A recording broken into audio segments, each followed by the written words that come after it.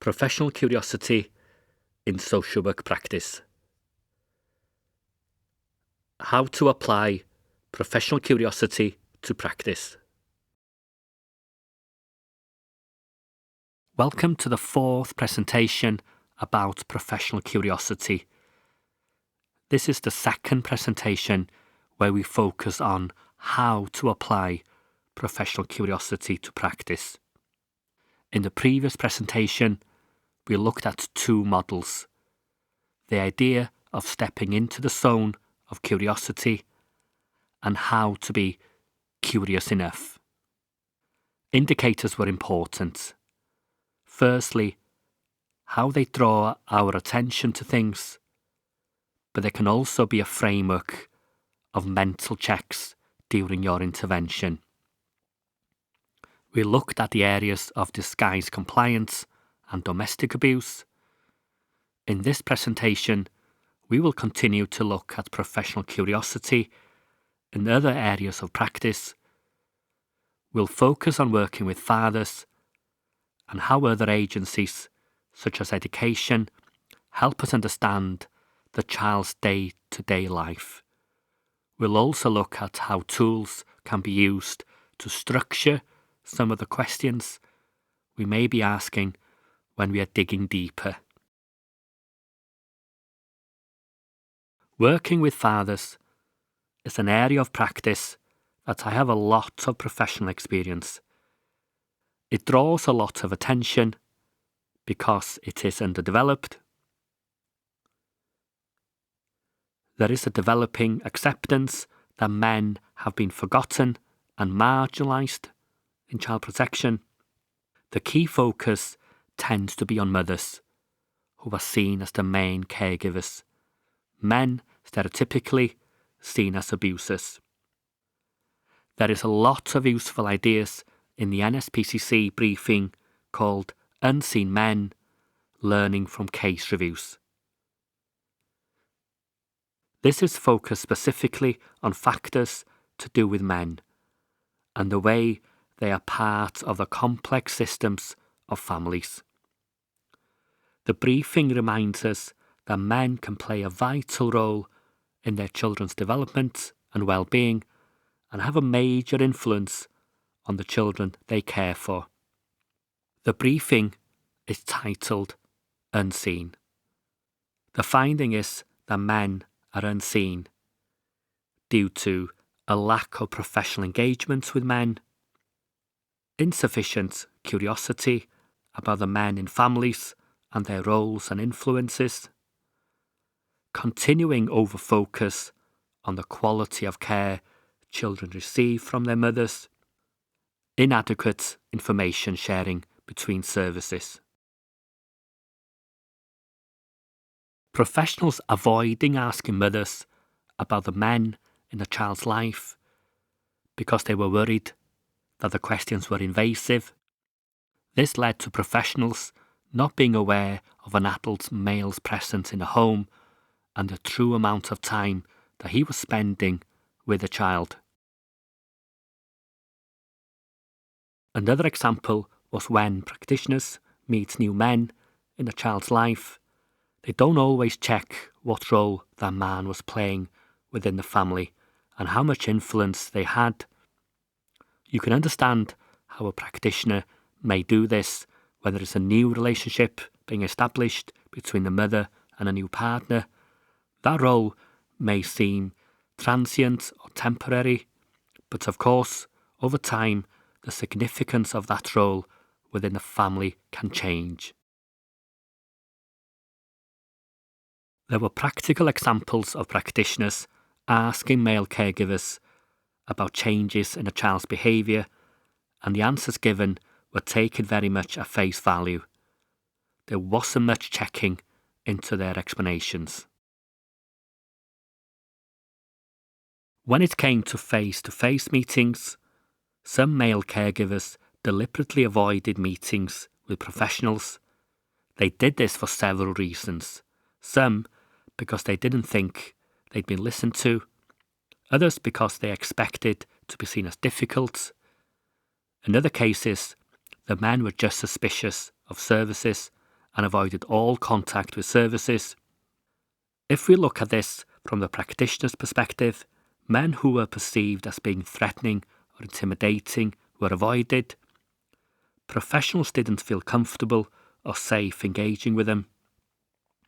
These factors impacted on what was understood about the whole family system around the child. It inevitably influenced decision-making and the management of cases.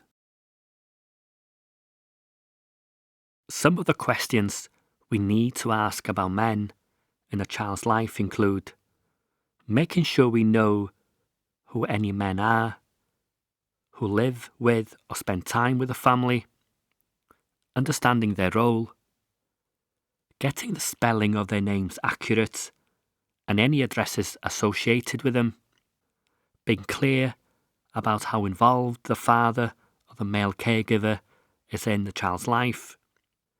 If there are any new men attending appointments with the child, knowing who they are, recording and checking that information is correct, checking with other agencies if necessary. This emphasises the theme of these presentations, that we start with curiosity. It should never be unchecked. Nothing should be unseen. We talk a lot about understanding the experience of a child, yet so much of our attention is drawn to the problems that adults have. It is important to understand the experiences of the child and capture their stories, views and explanations, in particular the granularity of their day-to-day life. This can be as basic as getting them to tell the story of their day so far from waking up. What did they do and who was there? In relation to men in their life, who are they and how do they feel about them? Make sure you can compare what a child is telling you about men in their lives with what other people, in particular their mother, is telling you. Often the stories are different, sometimes quite contradictory. This is an important indicator. We pay attention to changes in a child's behaviour. We need to always be curious about these. When behaviour changes coincide with the arrival of a new male in their life, we need to pay careful attention. When we focus on understanding the experience of the child, we should think of other sources of information, not just the parents or the child directly. One of the key agencies involved in the lives of many children is the school they attend.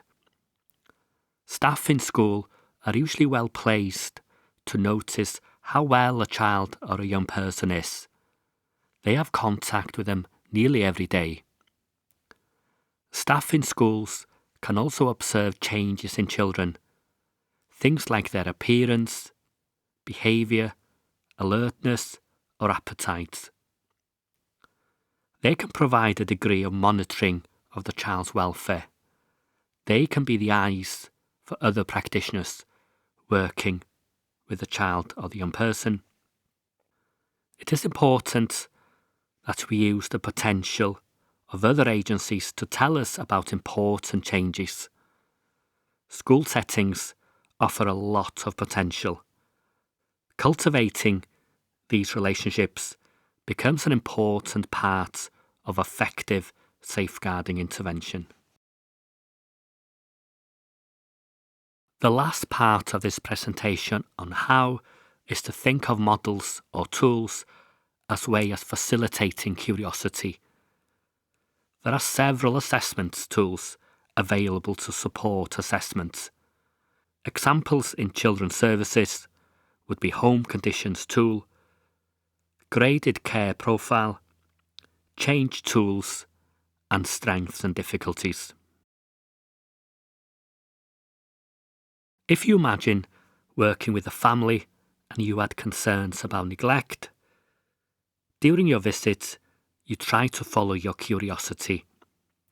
You are planning your questions, actively listening, and recording your evidence. How easy will it be to keep focused and not get lost? In contrast, you are using the grade care profile. This provides structure to your questions about their responsiveness and how they show the child love. It serves as a script to guide you and make sure you don't get lost. For example, in the area of responsiveness, remembering to assess mutual engagements fully with focus on the quality of interaction, as well as who initiates it, may be difficult without reference to the form. Even if you don't use the form directly with the family, if you had sufficient familiarity with the tools, you could use them as guides. Adaptations to tools such as home conditions check through several items for their presence in the home, scoring according to the impact on the child. Examples of indicators include kitchen floor is dirty, with examples of covered in bits, crumbs, rubbish, animal feces. This is scored according to the degree of impact this has on the child. Another indicator is there is a lack of food or food is inadequate, with examples of little or no food in the cupboards. These are indicators that promote curiosity. Motivation to change is an area where there is a lot of focus on how this is assessed. The change model includes 3 key tools. These are very simple models around whether someone is still at the pre-contemplation stage, whether they are externally or internally motivated, and at what stage of the cycle they are. If you are familiar with indicators of motivation, you'll recognise the statement of "I'll do anything you tell me to do" as indicating external motivation for change. It is an immediate indicator for further curiosity. Tools such as those in Change Model create a basis for further exploration, and in Effective Child Protection, clarifying what changes are necessary to reduce significant harm and monitoring these using steps to change help us explore our curiosity on change. We will all have stories about our own practice experiences. What are your examples of times when you were professionally curious? Or you may remember a time where you recognise you should have been more curious than you were. Some of the examples that I remember from my own practice include asking a parent if I could see a child's bedroom, being in a dilemma, hearing a father talk to me about the quality of the contact he'd had with his child. Do I accept this as face value, or do I check out the accuracy of the description with the children or the mother? I remember talking to a 15-year-old young person who was in care, who said that her mother was making her feel uncomfortable when talking about sex and what she did with men for money. Our professional curiosity will make us alert to issues such as child exploitation, sexual abuse, and the balance of building trust with a child before asking more invasive questions. I remember struggling with this case. I was clearly in that zone of curiosity. I was trying to work out on that day, was I curious enough without being too curious and scaring the child away with my questions. In this case, the disclosure did eventually come a few weeks later. She was being taken with her mother, had been given alcohol and raped by 2 men. If we recap this second section about the how of professional curiosity, This presentation has focused on working with fathers and how they present as unseen within family systems. We've explored some of the reasons for this and some of the questions that may be useful as we demonstrate professional curiosity. We emphasised the importance of understanding the child's experience and also talking to other agencies who know children well. We identified the specific role of schools who see children every day. We discussed the use of tools as frameworks of indicators. In specific areas, they contain questions that help you structure your curiosity. Examples include tools for neglect and change. We invite you to reflect on your own experiences, when you had been curious and other times when you may have not been curious enough. Lastly, I share some of my own experiences in this area and the dilemmas I had about what was the right thing to do. In the next presentation, we'll continue to look at the barriers to professional curiosity and how to overcome these.